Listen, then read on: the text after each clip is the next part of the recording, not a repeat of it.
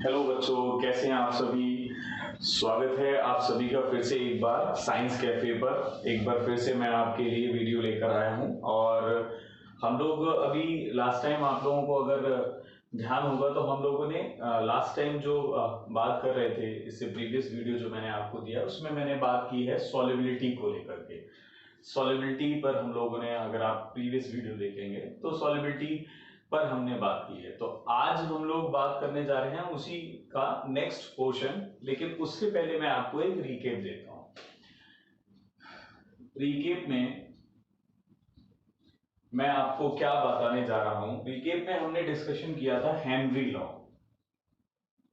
Henry's law को हमने discuss किया था। हेनरी लॉ डिस्कशन किया था और साथ ही साथ हमने सॉल्युबिलिटी के ऊपर बात की थी।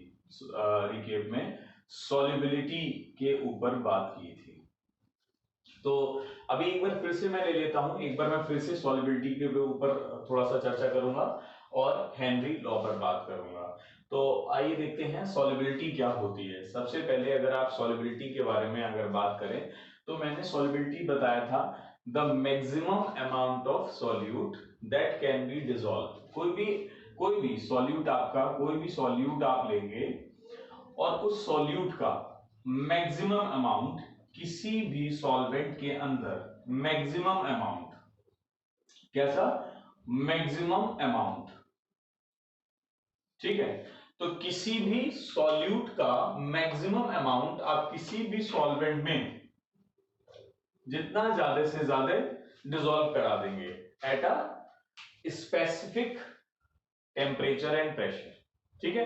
टेम्परेचर प्रेशर को हमने फिक्स रखा था। अगर आप देखेंगे तो मैं क्या बोल रहा हूं, the maximum amount of solute that can be dissolve in a specific amount of solvent. Amount of solvent भी फिक्स रहेगा, एक अमाउंट ऑफ सॉल्वेंट गिवन होगा। जैसे आप जितना भी स्टार्टिंग में लिए उतना ही, ये थोड़ी ना होगा, ऐसा थोड़ी ना होगा बेटा कि आप क्या कर रहे होंगे। मान लीजिए अभी आपने 50 ml लिया, सॉल्वेंट का अमाउंट की बात कर रहा हूं, 50 ml ले लिया, आप सॉल्यूट ऐड कर रहे हैं, आपने बाद में इसको बढ़ा करके चेंज करके 100 ml कर दिया, ठीक है। फिर आप सॉल्यूट, तो ऐसे तो सॉल्यूट ऐड होता चला जाएगा, आप चेंज करते रहेंगे तो नहीं काम चलेगा।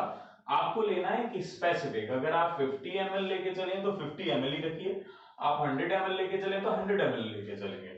तो आप क्या कहेंगे, the maximum amount of solute that can be dissolve in a specific amount of solvent at a given temperature and pressure, ठीक है। At a constant temperature and pressure भी कह सकते हैं। तो आपने वहां पर कई सारे चीजें पढ़ी थी। सॉल्युबिलिटी ऑफ, आपने पढ़ा था सॉलिड इन लिक्विड, आपने गैस इन लिक्विड पे हम लोगों ने डिस्कशन किया था। और गैस इन लिक्विड में हम जब डिस्कशन कर रहे थे तो हमने फैक्टर्स अफेक्टिंग पढ़े थे, फैक्टर्स अफेक्टिंग। और फैक्टर्स में हम यहां पर फैक्टर्स अफेक्टिंग पढ़ने में इफेक्ट ऑफ, हमने इफेक्ट ऑफ टेम्परेचर को से देख सकते हैं, effect of temperature, effect of pressure हम चेक करेंगे, और nature of solute and solvent. ये मैंने, मेरा अगर आपने प्रीवियस वीडियो नहीं देखा है तो आप जाकर के चैनल पर प्रीवियस वीडियो देखें जरूर। तो आज मैं फिर से एक बार हेनरी लॉ बहुत अच्छे से आपको फिर से बताऊंगा, फिर से बता रहा हूं, उसके बाद ही मैं आगे आपको लेके चलता हूं। तो सबसे पहले हम लोग हेनरी लॉ के बारे में बात करेंगे। तो हेडिंग है हमारा आज का Henry law, right. Henry's law, right. तो हेनरी लॉ क्या होता है इस पे बात करते हैं। देखिए, हेनरी लॉ बहुत ही सिंपल सा लॉ है, एक बहुत सिंपल वर्ड्स में इसको आप बोल सकते हैं। इसके लिए एक डेफिनेशन है, अब ध्यान से समझिएगा। हेनरी जो है ना, वो एक ऐसे साइंटिस्ट हैं जिन्होंने सबसे पहले एक, कह सकते हैं, एक सिस्टमैटिक स्टडी को किया। किसी भी गैस को हमें लिक्विड में डिसॉल्व कराना है, कोई भी हमारे पास क्या है, गैस है, और उस गैस को हमको एक लिक्विड में, ठीक है, जो कि क्या होगा यहां पर, सॉल्वेंट होगा, ठीक है, उसमें इस गैस को हमें डिसॉल्व कराना है, ठीक है। तो इस गैस को इस लिक्विड में डिसॉल्व कराने के लिए एक सिस्टमैटिक स्टडी, ठीक है, करने के लिए हमें हेनरी साइंटिस्ट आगे सबसे आगे आए, और इन्होंने हेनरी ने एक लॉ बनाया, और वो लॉ क्या है उसको मैं बता रहा हूं। इन्होंने कहा, अब जब हेनरी लॉ उन्होंने चेक किया तो उन्होंने, या हेनरी लॉ को अगर आप कहें तो वो क्या होगा, उन्होंने कहा था पार्शियल, ठीक है, ऐसे बोले the solubility of a gas, ये जो गैस है, ये जो गैस है, इस गैस की सॉलिबिलिटी, ठीक है, इस लिक्विड में आपको चेक करना है। तो मैं क्या बोलूंगा, the solubility of a gas या any gas, the solubility of any gas is directly proportional to the, ठीक है, सॉलिबिलिटी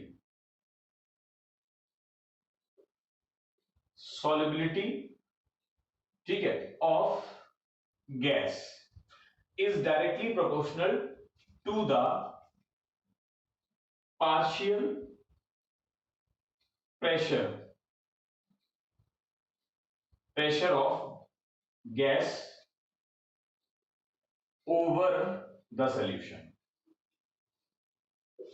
के ऊपर। अब मान लीजिए ये गैस है, ये एक लिक्विड है, इस लिक्विड के अंदर आपने इस गैस के पार्टिकल्स को यहां पर आपने सॉल्यूबल कराना स्टार्ट कराया, तो ये गैस का जो यहां पर क्या जनरेट होगा, पार्शियल प्रेशर। क्या जनरेट होगा, पार्शियल प्रेशर। पार्शियल प्रेशर को यहां पर अभी मैं पी से बोल दे रहा हूं, ठीक है। तो partial pressure of a gas, किसी भी गैस का partial pressure of a gas is directly proportional, ठीक है, डायरेक्टली प्रोपोर्शनल होगा, ठीक, सॉल्युबिलिटी जो होगा उसके डायरेक्टली प्रोपोर्शनल कह सकते हो। सॉल्युबिलिटी हम ऐसे कह सकते हैं कि सर सॉल्युबिलिटी पार्शियल प्रेशर के डायरेक्टली प्रोपोर्शनल है। अब बेटा यहां पर बात क्या है, सॉल्युबिलिटी क्या है, सॉल्युबिलिटी कैसे चेक करें, तो सॉल्युबिलिटी, किसी भी चीज की सॉल्युबिलिटी को हम कैसे आइडेंटिफाई करेंगे, वो उसके लिए हमें सॉल्युबिलिटी का एक्चुअल मतलब क्या है, कंसेंट्रेशन। सॉल्युबिलिटी का एक्चुअल मतलब क्या है, कंसेंट्रेशन। देखिए सब लोग बहुत ही ध्यान से मेरी बातों को सुनना, सॉल्युबिलिटी अभी डेफिनेशन बोली थी और आपने एट दैट टाइम बोला था maximum amount of solute dissolve into the solution. Maximum amount of solute, ठीक है, मैक्सिमम अमाउंट ऑफ सॉल्यूट, ठीक है, that is dissolve, the maximum amount of solute which is dissolved into the solution, maximum amount। तो कोई भी solution के अंदर इसका मैक्सिमम अमाउंट जब डिसॉल्व कराएंगे तो वो क्या कहलाएगी, आप सभी बच्चों को पता होगा, इसी चीज को हम लोग कंसेंट्रेशन बोलते हैं। और कंसेंट्रेशन किसी भी सॉल्यूशन की कंसेंट्रेशन को मेजर करने के लिए हमारे पास बहुत सारी यूनिट्स गिवन है, मेजरमेंट ऑफ यूनिट्स कंसेंट्रेशन की बहुत सारी गिवन है आपके पास। मोलरिटी, आप मोलरिटी की फॉर्म में कंसेंट्रेशन चेक कर सकते हैं, यानी कि मोलरिटी मतलब सॉल्युबिलिटी ही है, कंसेंट्रेशन मतलब कंसेंट्रेशन मतलब सॉल्युबिलिटी है ना। तो कंसेंट्रेशन को आप कैसे मेजर करेंगे, तो उसके लिए हमें यूनिट्स बनानी है, आपने सबने पहले से पढ़ी हुई है। तो कंसेंट्रेशन मोलरिटी की फॉर्म में चेक कर सकते हैं आप, मोलरिटी की फॉर्म में चेक कर सकते हैं, मोलरिटी की फॉर्म में चेक कर सकते हो आप लोग, मोल फ्रैक्शन की फॉर्म में चेक कर सकते हो, मोल फ्रैक्शन, ठीक है, पीपीएम की फॉर्म में चेक कर सकते हैं, बहुत सारी हमारे पास बातें होंगी। तो बेटा मोलरिटी हो गई, मोलरिटी, बट डियर सारे लोग ध्यान से सुने, लेकिन हेनरी भाई साहब को सबसे सिंपल जो आसान यूनिट लगी वो क्या लगी, मोल फ्रैक्शन। तो इसीलिए हेनरी लॉ हम किसकी टर्म में लिखते हैं, in terms of mole fraction. तो अब सॉल्युबिलिटी को आप यहां पर क्या मानेंगे, मोल फ्रैक्शन मानोगे। कि सॉल्युबिलिटी, जब बात जहां पर सॉल्युबिलिटी बोले वहां पर क्या बोलेंगे, मोल फ्रैक्शन। तो अब जरा डेफिनेशन बनाइए, क्या बनेगी डेफिनेशन, मैंने बोला सॉल्युबिलिटी ऑफ एनी गैस, ठीक है, बात समझ आ रही, किसके डायरेक्टली प्रोपोर्शनल हो रही है, partial pressure of the gas के, ठीक। अब पार्शियल प्रेशर, ये और आसान कर देता हूं, ये जो गैस है ना, ये गैस जितना प्रेशर इस लिक्विड के ऊपर अप्लाई करेगी, ठीक है, वो प्रेशर डायरेक्टली प्रोपोर्शनल होगा जितने यहां पर मोल फ्रैक्शन प्रेजेंट होंगे इस गैस के, ठीक है। अब मान लो, ये मान लेते हैं कि ये गैस का नाम नाइट्रोजन है, सपोज करो ये नाइट्रोजन गैस है, और आप इस नाइट्रोजन गैस को इसके अंदर डिसॉल्व कराना चाहते हो, ठीक। तो नाइट्रोजन का यहां जैसे ही एंटर कराएंगे तो नाइट्रोजन के कितने मोल्स, ठीक है, कितने मोल्स जाएंगे, अब मोल्स यहां इसके भी होंगे और मोल्स नाइट्रोजन के भी आ गए, कोई ना कोई तो लिक्विड होगा बेटा, मान लो वाटर है, चलो जी टेक्निकली रटने का नहीं है, मान लो ये यहां पर H2O है, ठीक। अब यहां ये जो H2O है इसके भी तो मोल्स यहां होंगे, आपने गैस एंटर कराया उसके भी मोल्स हैं, तो यहां पर X ऑफ N2 मान लो और यहां X ऑफ H2O मान लो, मतलब मोल fraction of nitrogen and mole fraction of water. अब यहां आप लाए प्रेशर अप्लाई हुआ, तो प्रेशर यहां पर अब क्या हो जाएगा, ये जो प्रेशर हो यहां से प्रेशर जो जनरेट होगा वो आप क्या कहेंगे, आप उसको कहेंगे P ऑफ N2। तो अब पार्शियल प्रेशर कितना हो गया, P ऑफ N2 हो गया, वो किसके डायरेक्टली प्रोपोर्शनल होगा, मोल फ्रैक्शन ऑफ गैस, ठीक है। तो हम क्या बोलेंगे, डेफिनेशन आप लोग लिख लीजिए, सारे लोग लिखें, स्टार्ट करें डेफिनेशन, पहले डेफिनेशन ही बना ली तो सब एक्सप्लेन कर रहा हूं मैं, क्या मैंने समझाया मैं वही डेफिनेशन बोलूंगा, लिखें, the partial pressure of a gas, the partial pressure of the gas is directly proportional to the partial pressure of the gas is directly proportional to the mole fraction of the gas is directly proportional to the mole fraction of the gas present into the solution, present into the solution।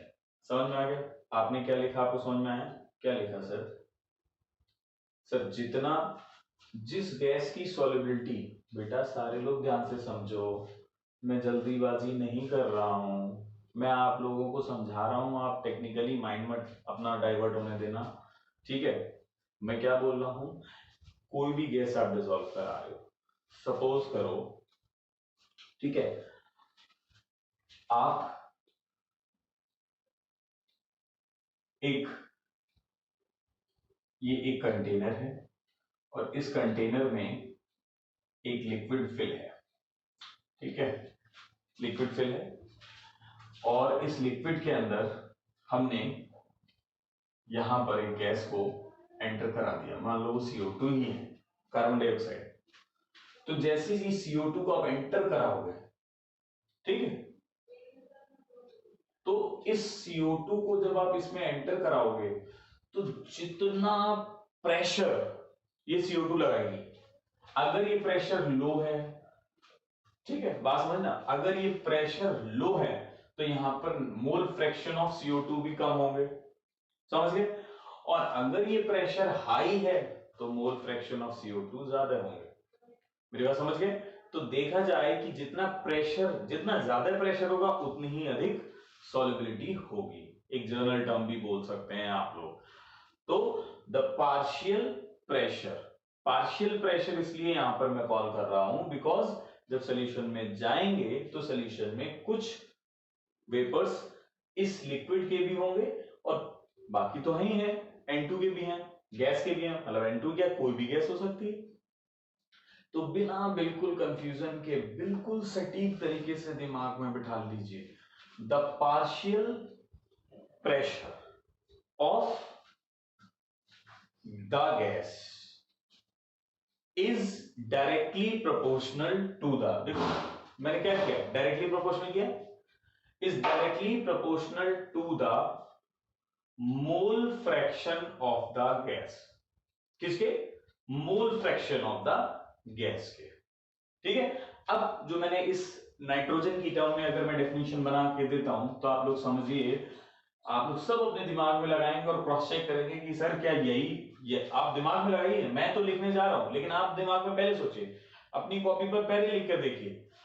तो मैं definition के according चलूंगा, तो मेरी definition कह रही है कि partial pressure of the gas, तो मेरे पास गैस है और उसका पार्शियल प्रेशर है N2। ठीक है, तो partial pressure of the gas, मैं यहां पे लिखता हूं, partial pressure of the gas is directly proportional to the mole fraction. Mole fraction कितना है? xN2 पे, is directly proportional to the mole fraction of the gas present into the solution। अब P of N2 जब replace करोगे तो यहां पर एक हेनरी कांस्टेंट, क्योंकि प्रोपोर्शनलिटी का सिंबल जब आप रिप्लेस करते हैं तो ये क्या आता है? कांस्टेंट आता है। तो P N2 equals to KH N2, और यहाँ KH और N2 ये आ जाएगा। बट ये तो मैंने इस गैस के यहां पर बात की है। सपोज करो अगर यही एक जर्नल इक्वेशन की टर्म में हम बात कर रहे होते, जो कि मैं एक जर्नल आपको टर्म बता रहा हूं, अगर उसी की टर्म में आप बात कर रहे होते तो आप क्या लिखते? आप लिखते P is directly proportional to X, P equals to KH dot X। ठीक है, कुछ बुक्स के अंदर क्या लिखा रहता है, ये P equals to KH dot chi भी बोलते हैं, कुछ लोग इसको क्या बोलते हैं? काई। ठीक है, बट काई ना मान करके एक्स मान लो, ज्यादा बढ़िया लगेगा, आगे टर्म्स बढ़ेंगी। कहो आया या नहीं आया? क्या एक बार और रिपीट करने की जरूरत है? बताओ। ठीक है, तो मुझे लगता भी ऐसा है कि सबको लर्न हो गया है। ठीक है, तो ये हेनरी लॉ था बेटा, आई होप कि आपको लर्न हो गया होगा। अगर लर्न हो गया है तो क्या था, मैं इरेज कर रहा हूं, आप लोग एक बार मेमोराइज कर लीजिए, सारे के सारे लोग एक बार बहुत अच्छे से, सब हटा रहा हूं, पॉज करके आप नोट डाउन करें, वीडियो को पॉज कर लीजिएगा। ठीक है, क्योंकि मैं ये सब हटा रहा हूं, मैं आपसे एक बार फिर से पूछूंगा। ठीक है, और एक चीज सारे लोगों को मैं यहां पर बता दे रहा हूं कि जो भी बच्चे, ठीक है, जो भी बच्चे इस समय क्लास 12 के लीनियंट है अपनी पढ़ाई को लेकर के, आलसी बने हुए हैं, आलस आ रहा है उनमें, पढ़ने के लिए नाम ही नहीं ले रहे हैं, टीचर्स एफर्ट्स लगा रहे हैं जैसे मैं एफर्ट्स लगा रहा हूं। ठीक है, तो ज्यादा से ज्यादा बच्चे इसको शेयर करें। मैं लाइन टू लाइन बिना किसी ब्रेक के चैप्टर में बिना कोई टॉपिक स्किप किए लाइन टू लाइन चलता रहूंगा, पूरा सिलेबस पढ़ाऊंगा। ठीक है, पूरी तैयारी कराऊंगा। किसी ने कोचिंग नहीं जाना है ना जाए, सिर्फ वो 1.5 GB 2 GB का एक इंतजाम कर ले, 1 GB सफिशिएंट होगा, उसके लिए रिचार्ज के लिए पैसे वैसे, वरना रेलवे स्टेशन जाके बैठ जाओ, वहां तो फ्री वाईफाई मिलेगा। लेकिन आजकल नहीं भाई, पता चला मेरे को ही पुलिस ठोक दिया करके बोले हमारे गुरुजी ने कहा था रेलवे स्टेशन चले जाओ, अभी की बात नहीं कर रहा हूं मैं। ठीक है, तो और वैसे भी आजकल सबके पास ही भाई सभी यूज कर रहे हैं 4G, जियो ने सबको जियो कर दिया है, तो सब लोग थोड़ा कॉन्सेंट्रेट होइए। और एक बात मैं बता रहा हूँ, क्लास 12 ध्यान से सुन लो, जिसने भी स्ट्रेटजी नहीं बनाई है ना, मैं सच बोल रहा हूँ वो बर्बाद होगा और कुछ नहीं हो पाएगा उसका। बाद में यही होगा सर ये इंपॉर्टेंट दे दो, वो इंपॉर्टेंट दे दो, फिर ढेरों कोचिंगों के नोट्स इकट्ठे करते घूमोगे, जो फ्रेंड टच में आ गया, अरे भाई तूने क्या कर लिया, तू दे दे। सिंपल स्ट्रैटेजी है, ध्यान से सुन लो, स्ट्रैटेजी बता रहा हूं। अभी चल रही है अप्रैल, ठीक है, जो लोग सो के अभी भी नहीं जागे जाग जाओ। अप्रैल, ठीक है, मई, जून, जुलाई, और अगस्त। ठीक है, मैं गारंटी से बोल रहा हूं जिस बच्चे ने ये नहीं किया ना, ये सिस्टम नहीं बनाया, वो मार्क्स लाने का हकदार नहीं होगा, सिर्फ डर का हकदार होगा, डर के जियोगे। और फिर चाहे कितनी भी मेहनत कर लेना, वो कहते हैं ना, हनुमान जी आ जाए कहीं से संजीवनी लेकर के, संजीवनी जानते हो ना, हनुमान जी आ जाए एकदम, है ना, तो भले ही तुम लक्ष्मण की तरह तीर खा के पड़े हो, वो ले आएंगे पूरा पहाड़ उखाड़ के, तो तुम उस समय हमको हनुमान जी समझ रहे होगे कि हाँ सर बन जाओ हमारे हनुमान जी, अब उखाड़ दो पहाड़। अब बोलो सर 4-4 5-5 घंटे, 4-4 5 10-10 12-12 घंटे बोलो सर हम पढ़ेंगे, समझे। लेकिन उससे फायदा कुछ नहीं होता, मैं आपको बता दूंगा, सिंपल सी बात बता रहा हूं।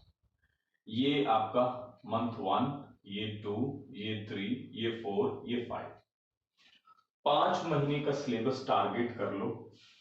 जिसने नहीं किया, मतलब मैं यूं बोल रहा हूं क्योंकि मैं एनालिसिस करते हुए आ रहा हूं बोर्ड एग्जाम के लिए। अगर किसी बच्चे ने अगस्त और हद में हद सितंबर 15, बस स्टॉप यहीं पर ना, ये तो अच्छे बच्चों के हिसाब से स्टडी का है मैटर। जो बच्चे अपने आप को कहीं स्टैंड कराना चाह रहे हैं, लाइफ में कुछ करना चाह रहे हैं, वो उनके लिए स्ट्रेटजी बोल रहा हूं। जो अपने मस्त मौला है उनका क्या करें भाई, है ना। अप्रैल चल रहा है, अप्रैल में टारगेट करो, अभी स्लो होकर के चलो, लेकिन फिर भी 2 चैप्टर्स फिनिश करो, 2 चैप्टर। मई मई की बात कर रहा हूं मैं। ये अगर मान लीजिए आपने सोल्यूशन और इलेक्ट्रोकेमिस्ट्री आप यहां पर फिनिश कर देते हैं, क्योंकि सॉलिड स्टेट भी ऐड हो गया, मैं सोल्यूशन स्टार्ट कर चुका हूं, तो मैं फिर नेक्स्ट आपको वीडियो सॉलिड मतलब इलेक्ट्रोकेमिस्ट्री की दूंगा, उसके बाद सॉलिड स्टेट्स मिलेंगे। ठीक है, तो यहां पर आप सॉलिड स्टेट, केमिकल काइनेटिक्स, ठीक है, और साथ ही साथ नेक्स्ट एक चैप्टर पकड़ लीजिए। ठीक है, मैं हूंगा तो मैं डी एंड एफ ही पकड़ूंगा, क्योंकि हाई वेटेज वाले पहले निपटा लूंगा। पी ब्लॉक को बड़ा स्ट्रैटेजिकली पढ़ना पड़ेगा तुमको, पी ब्लॉक बहुत रुलाता है चैप्टर, मतलब रुलाना इन द सेंस थोड़ा थोड़ा लर्निंग ज्यादा करना पड़ेगा। ठीक है, ये निपटाओगे, यहाँ पर डी एंड एफ निपटाओ, यहाँ पर सॉलिड स्टेट है वो निपटाओ, यहाँ पर केमिकल काइनेटिक्स है, ठीक है, वो निपटाओ, ये चैप्टर निपटाओगे। जून में जाकर के कोऑर्डिनेशन, ठीक है, कोऑर्डिनेशन ले लो जून में, और पी ब्लॉक रीजनिंग, इसका कंसेप्चुअल पोर्शन इसका फिनिश करो। ये कोई एक चैप्टर नहीं है, इसमें कई सारे चैप्टर हैं। ग्रुप 15 आ गया, फिर से वापस 15, 16, 17, 18, 4 ग्रुप पढ़ने हैं, 4 ग्रुप की कंसेप्चुअल क्वेश्चंस करने हैं। जून भर में भी टारगेट कर लोगे तो जीत गए जम। जुलाई आ गया, ठीक है, जुलाई आते आते अभी यहां पर 2 चैप्टर स्किप किए मैंने, जुलाई आएगा, जुलाई आते आते सबसे पहले मेटलर्जी, ठीक है, सरफेस केमिस्ट्री यहां पर ले सकते हो, वो ले लो, और साथ ही साथ प्लस यहां पर ऑर्गेनिक शुरू। ठीक है, अगस्त भर आप ऑर्गेनिक निपटाओ, 15 सितंबर, इसीलिए मैंने आगे ब्रांचेस दे दिए हैं। 15 सितंबर के बाद 2-2 चैप्टर, 3-3 चैप्टर तैयार करो, टेस्ट दो, तैयार करो, टेस्ट दो, तैयार करो, टेस्ट दो, बोर्ड क्वेश्चंस करना शुरू कर दो बेटे, तभी मार्क्स अच्छे आएंगे। मैं गारंटी बोल रहा हूं 95 से एबव जाएंगे, फिर एबव। वो बाद में तुम्हारा पोटेंशियल डिपेंड करेगा कि आप कितनी मेहनत करें, लेकिन सितंबर 15 तक खत्म सिलेबस, खत्म बोल रहा हूं मैं। जो नहीं कर पाया वो पछताएगा, गड़बड़ होगा उसका, 100% गड़बड़ होगा।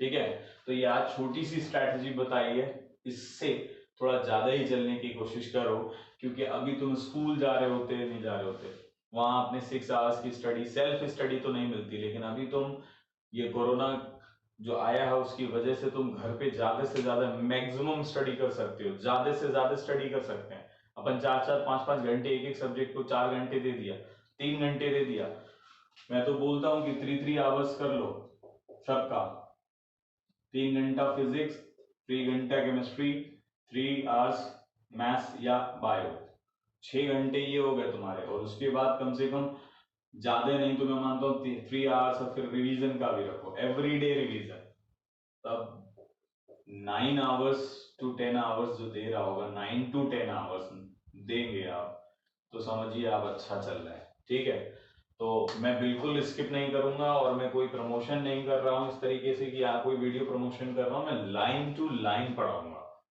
टॉपिक वाइज चलता रहूंगा, बोर्ड के क्वेश्चंस भी कराता रहूंगा, और जिस टॉपिक से जो रिलेटेड बातें हैं वो क्वेश्चंस कराता रहूंगा। ठीक है, तो बिना वेस्टेज ऑफ टाइम के लग जाओ बिल्कुल। ठीक है, हल्ला बोल के, वरना क्या होगा, कुछ नहीं, वही होगा, इंपॉर्टेंट मांगोगे फिर। यही होता है, आप इंपॉर्टेंट ही मांगते हो आप, नहीं तो अपने सीनियर्स जो पास ऑन होके गए उनसे कांटेक्ट करिए सारे लोग, मेरी अगर नहीं मान रहे तो उनसे कांटेक्ट करके देखो, आपको पता लग जाएगा आपके कौन से सीनियर ज्यादा खुश थे, कौन से सीनियर परेशान थे। खैर, हेनरी लॉ समझ में आ गया। मैंने बोला था द मैक्सिमम अमाउंट ऑफ मैंने बोला था the partial pressure of the gas is directly proportional to the mole fraction of the gas present into the solution. उसको P इक्वल्स टू करेंगे, प्रोपोर्शनलिटी के सिंबल रिप्लेस करेंगे, आ जाएगा KH डॉट काई, ये आपका हो गया। मैं बार बार क्या बात सिखा रहा हूं कि P equals to KH dot आप X मान लो, ज्यादा बढ़िया रहेगा। ठीक है, ये बात हमारी चल रही है। अब मैं आगे इस पर ये डिस्कशन हो रहा है। अब आप गैस की बात कर रहे थे, ध्यान दीजिएगा, सॉल्युबिलिटी ऑफ गैस। तो अब सॉल्युबिलिटी ऑफ गैस पर इन चीजों का क्या फर्क पड़ा, अगर आप प्रेशर इंक्रीज करते हैं, जितना ज्यादा प्रेशर होगा, if you increase the pressure, ठीक है, solubility also increases. If you increase the pressure, solubility also increases. ठीक है, if you increase the pressure, solubility also increases. ठीक है, by increasing the pressure solubility of the gas also increases। ठीक, दूसरी चीज हमसे पूछ ली जाती है, अब हमसे पूछा जाता है, कई बार हमसे पूछा जाता है कि यहां पर KH का क्या एप्लीकेशन रहेगा, फिर KH की वैल्यू पर क्या कैसा फर्क रहेगा। तो मैं आपको बता दूं कि अगर हम प्रेशर को कांस्टेंट कर दें, अगर एक कांस्टेंट प्रेशर पर आप प्रेशर को कांस्टेंट कर दें किसी भी गैस के लिए, अगर प्रेशर को कांस्टेंट कर दिया जाए तो KH में क्या रिलेशन आएगा सॉल्युबिलिटी को लेकर के, solubility at that time inversely proportional होगी। सॉल्युबिलिटी अगर इसको आप कांस्टेंट कर दिए, आपने कांस्टेंट कर दिया, तो KH इधर आ जाएगा ना, इसको कांस्टेंट करने का मतलब मैं P की वैल्यू 1 कर दूं, तो P अगर 1 कर दूंगा तो 1 equals to KH into X करोगे, X क्या है यहां पर, सॉल्युबिलिटी, यही तो है, KH आ जाएगा, तो क्या हो जाएगा, यानी कि आप बोलोगे solubility is inversely proportional to KH। अब क्या निकल के आता है, ये बहुत इंपॉर्टेंट फैक्टर है, ध्यान दे करके रखना, on increasing the value of KH की वैल्यू को इंक्रीज करने पर सॉल्युबिलिटी क्या होगी, डिक्रीजेस होगी। On increasing the value of KH solubility will be decreases।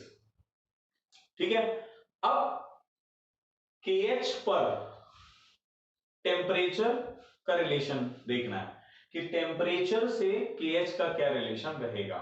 तो उसके लिए क्या है, आपने पढ़ा हुआ है, अगर सबको ध्यान होगा तो आप सब ने ये बात बहुत अच्छे से प्रीवियस लेक्चर में पढ़ी है कि solubility is inversely proportional to the temperature.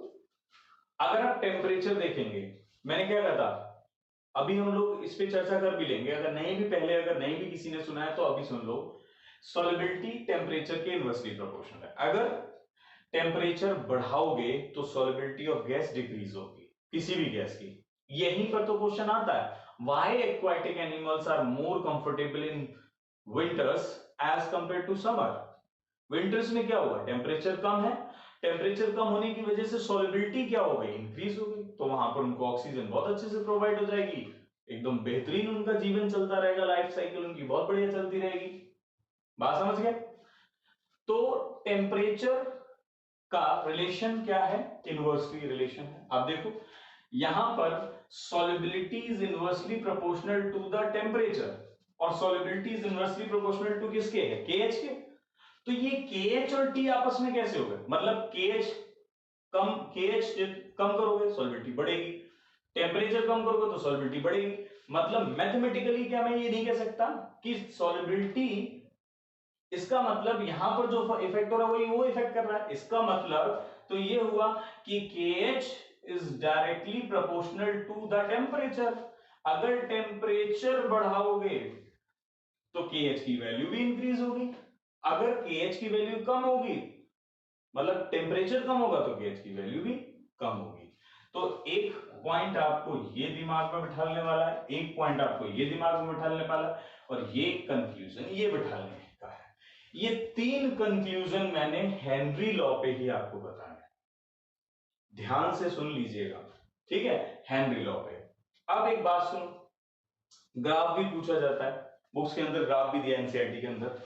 तो अगर ग्राफ की बात करूंगा तो अगर इस इक्वेशन को, ये जो इक्वेशन दिख रही है, इसको हम स्ट्रेट लाइन से, जरा ध्यान दीजिएगा, straight line equation y equals to mx plus c से अगर हम कर दें, ठीक है, mx प्लस c, तो अगर y equals to mx plus c से इसका कंपेयर हमने कर दिया, तो इस c को मैं मोल फ्रैक्शन को इससे देखिए, ठीक है, y इक्वल्स टू c तो नहीं आएगा, c तो कांस्टेंट चला गया, y इक्वल्स टू mx ही लेना पड़ेगा, आप देख सकते होंगे mx।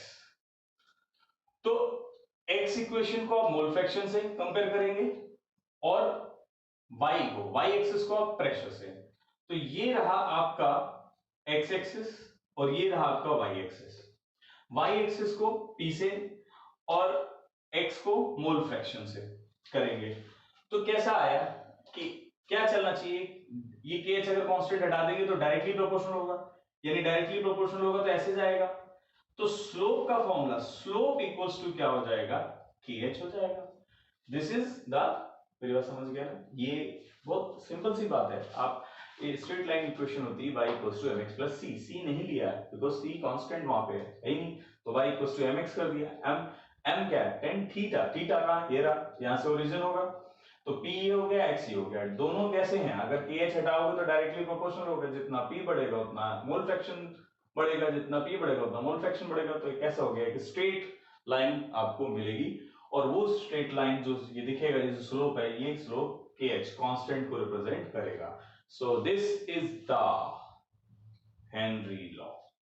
हेनरी लॉ क्या कहता है? हेनरी लॉ कहता है the partial pressure of the gas is directly proportional to the mole fraction of the gas present into the solution। क्या बोला? आंसर मैं बोल देता हूं हल्के, क्या बोला? the partial pressure of the gas is directly proportional to the mole fraction of the gas present into the solution। ये कर दिया, तीन स्टेटमेंट है, ये तीन कंक्लूजन याद रखना है। क्वेश्चंस आ रहे हैं, अभी करा दूंगा, अभी के अभी बता दूंगा क्वेश्चंस। तो हेनरी लॉ हुआ। अब हमारा नेक्स्ट जो बात आ रही है वो आ रही है क्या, उस पे बात करते हैं।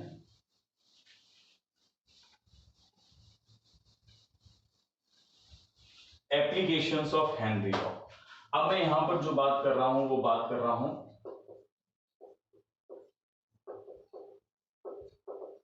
एप्लीकेशंस ऑफ हेनरी लॉ, ठीक है? एप्लीकेशंस ऑफ हेनरी लॉ के बारे में अगर आप बात करेंगे तो सबसे पहला एप्लीकेशन, मैं आपको सबसे पहला एप्लीकेशन डिस्कस कर रहा हूं, और वो क्या है? स्क्यूबा डाइविंग के ऊपर है। वहां पर जो एप्लीकेशन दिया है वो है स्क्यूबा डाइविंग। स्क्यूबा डाइविंग जो है, आप समझते हैं स्क्यूबा डाइविंग जो होता है, बहुत हम लोगों ने देखा होगा, कई सारे ऐसे लोग हैं जो सी के अंदर जाकर के इन्वेस्टिगेट करते हैं, सी के अंदर की लाइफ को इन्वेस्टिगेट करते हैं, क्या हो रहा है। आपने कई सारे वीडियोस डिस्कवरी पर देखे होंगे, है ना? नेशनल जियोग्राफी चैनल पर देखे होंगे।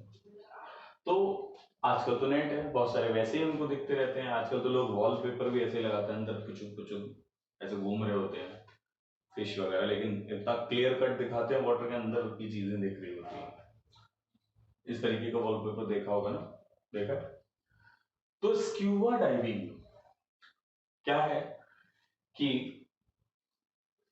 मान लो ये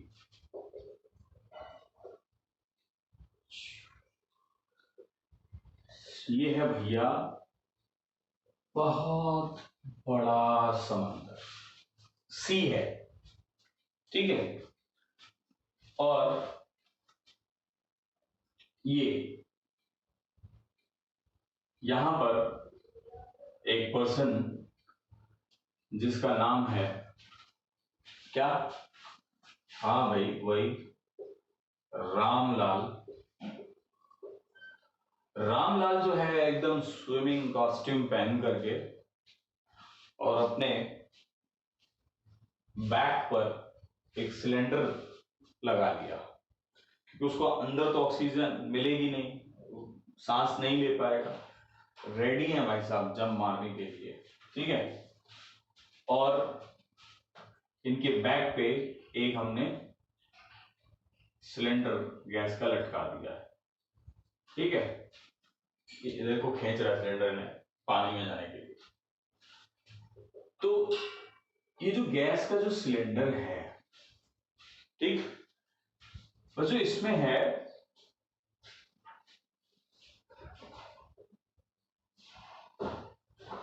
कंप्रेस्ड गैस, ठीक है। इसके अंदर है कंप्रेस्ड गैस, और ये जो कंप्रेस्ड गैस है इसके अंदर क्या होता है, नाइट्रोजन आ जाती है, उल्टा लिख देते हैं, ऑक्सीजन आ जाती है विद नाइट्रोजन,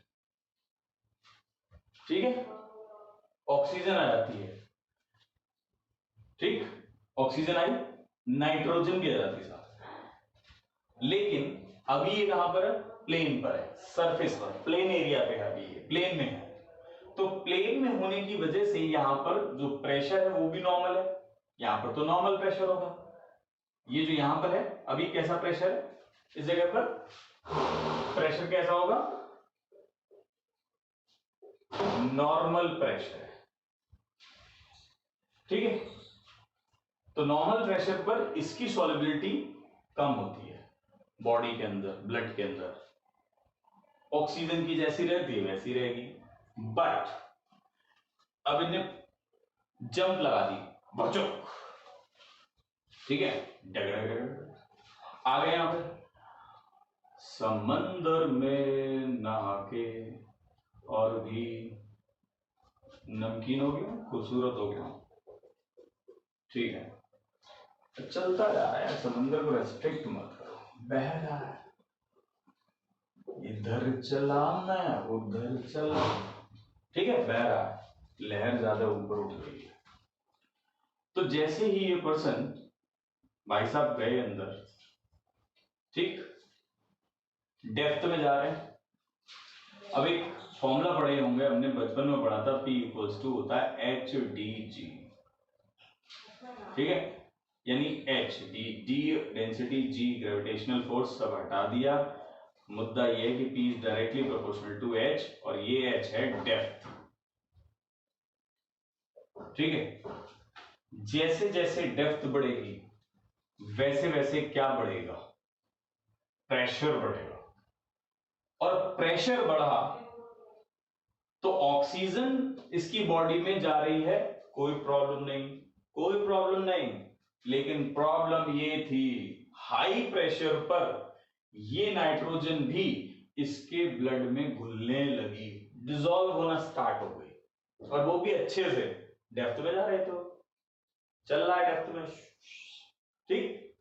अब मान लो हम ही जा रहे हैं, तो हमारी बॉडी में जो ब्लड है उसके अंदर नाइट्रोजन भी गया।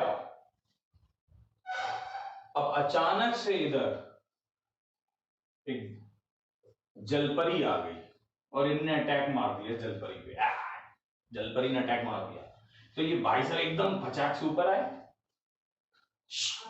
बहुत तेजी से जब ये ऊपर आए तो क्या हुआ, एकदम से इनकी बॉडी से, जो ब्लड में से नाइट्रोजन गैस क्या होने लगी, एक्सपेल्ड आउट होने लगी तेजी से, क्योंकि वो उसकी सॉल्युबिलिटी कम है, वो तो नॉर्मल प्रेशर पे सॉल्युबल ही नहीं है, तो जब सॉल्युबल नहीं है तो एकदम से क्या होगी, बाहर निकलेगी। देखा है ना, कोल्ड ड्रिंक की बोतल खोलते हो, हिला दो हल्का सा, क्या होता है, शैंपेन की बोतल क्या होता है, एकदम से कितना प्रेशर आता है, तो उसी सेम उसी लेवल के प्रेशर से नाइट्रोजन ब्लड से बाहर निकली, क्या हो गया, बबल्स बन गए। आपने देखा होगा कोल्ड ड्रिंक की बोतल्स में बबल्स बनने लगते हैं, और बबल्स बनने लगे, उस बबल्स की वजह से, उन बबल्स की बनने की वजह से बॉडी के अंदर जो ब्लड है, ब्लड का सर्कुलेशन स्टॉप हो गया, ब्लड एक तरफ से दूसरी तरफ नहीं जा पा रहा है, बिकॉज बीच में एयर गैप्स आ गए, बबल्स आ गए, गैस आ गई बीच में, तो ब्लड नहीं जा पा रहा है, क्या होगा,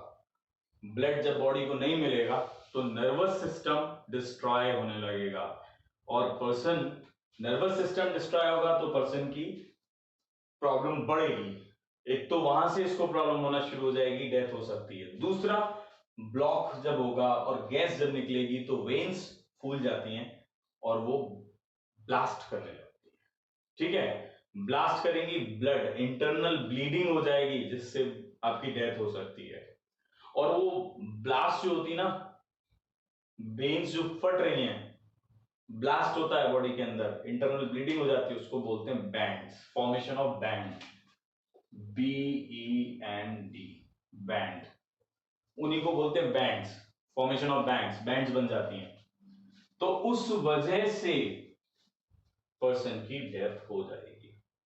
so this is the precaution. कोई भी पर्सन जो स्क्यूबा डाइवर्स होते हैं वो एकदम सरफेस पे बहुत स्पीड से नहीं आते, उनको इंस्ट्रक्शन होते हैं कि धीमे धीमे धीमे धीमे वो सरफेस पे आए, ताकि हल्के हल्के वो गैस रिलीज हो और कहीं पर भी एयर स्पेस ना बने और उसको कोई प्रॉब्लम ना हो।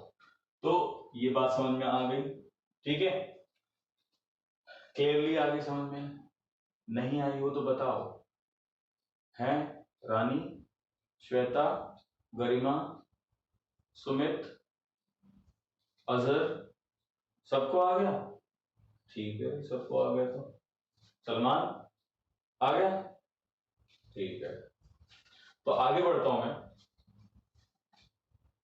नेक्स्ट चलते हैं।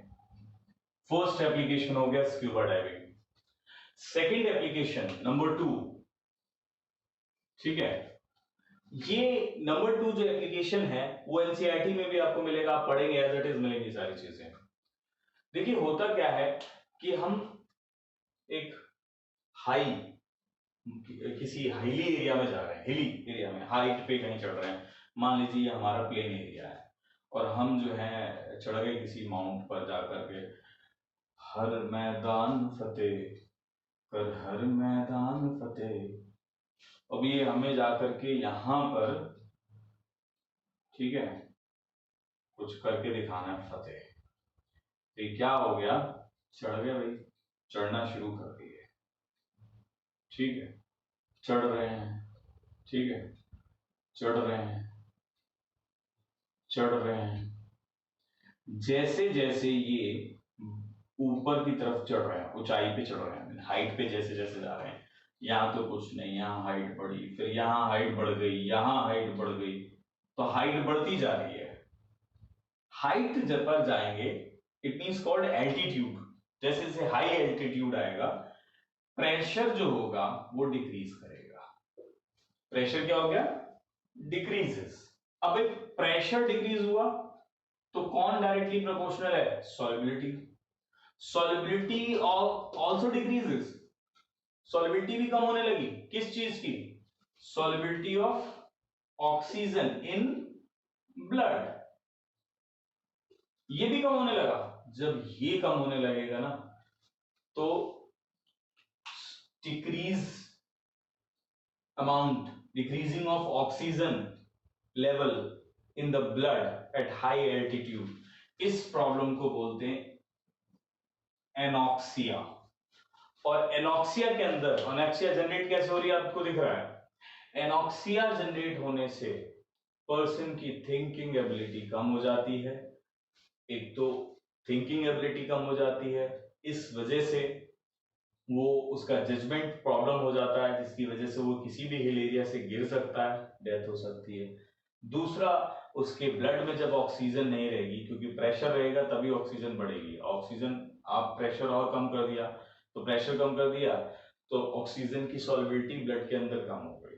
तो जब ब्लड के अंदर ऑक्सीजन कम हो जाएगी तो वहां से भी पर्सन को हार्ट अटैक भी हो सकता है। जब ब्लड नहीं मिले, मतलब प्रॉपर ऑक्सीजन नहीं मिलेगा, ब्रेन का और बॉडी को ऑक्सीजन नहीं मिलेगी, तो वहां पर भी डेथ पॉसिबल है। ठीक है, तो इसको बोलते हैं एनॉक्सिया। अगर ये क्लियर है बताइए सब लोग, सारी चीजें क्लियर हैं बिल्कुल परफेक्टली? ठीक है, तो इस तरह से ये एप्लीकेशंस हो गए, ये टॉपिक फिनिश हो गया, सॉल्युबिलिटी हमने खत्म किया पूरा, सॉल्युबिलिटी ऑफ गैस। अब मैं आपको नेक्स्ट मेरे लेक्चर में, नेक्स्ट वीडियो में हम लोग स्टडी करेंगे solubility of liquid in liquid. ठीक है, तो वेट करिए नेक्स्ट वीडियो का, बहुत जल्द ही solubility of liquid in liquid पर वीडियो मिलेगा। Thank you very much.